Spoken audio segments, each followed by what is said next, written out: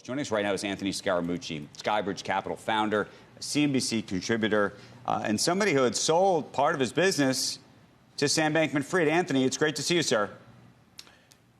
Well, I would say it's good to be here, but it's a concerning day, Andrew, and there's a lot of distress in the markets, and a lot of my friends think it's the worst week in cryptocurrency history.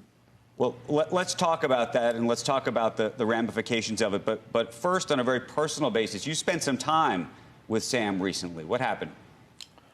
Well, listen, I spent a lot of time with him, actually. We traveled to the Middle East. This is before these revelations were exposed. We were embarking upon helping him fundraise. He had purchased 30% of my business, and so as good citizens, we were trying to help him around the world. When the crisis hit over the weekend, I made a unilateral decision to fly down to the Bahamas on Tuesday in the spirit of helping. And so you caught what Brian was saying there. The original idea was this is a rescue finance situation, and could we somehow help, which would obviously help the entire industry. And then when I got to the Bahamas, it became clear, at least from some of the people that worked on the legal team, and the compliance team, that perhaps there was more going on than it being a rescue situation. So when I left the Bahamas in the afternoon, I was actually distressed. I don't want to call it fraud at this moment because that's actually a legal term, and none of us know, and we have to leave it up to the regulators, and we also have to give everybody a presumption of innocence. But I have to tell you, I'm distressed about it. I don't like it for the industry. And I would implore Sam and his family.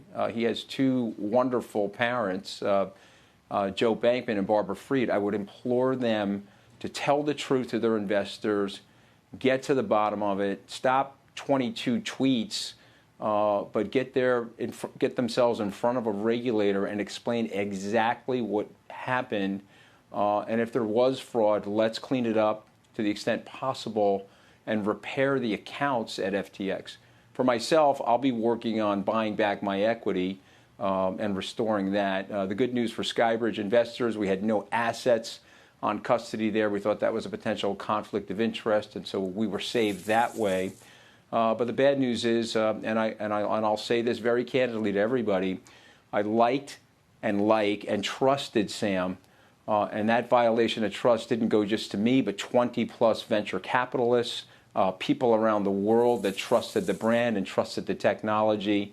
And if there's something seriously wrong there, which it looks likely that that's the case, Andrew, I would recommend to the family members and Sam himself get to a regulator and disclose everything. And that's your moral imperative. Right. If you're a believer in quote-unquote effective altruism, you've done damage to this industry, you've done damage to the people in this industry, and the account holders that trusted you. So enough is enough. Don't let a charade go on. Speak candidly, directly, and honestly, Anthony, so that we can clean this up immediately.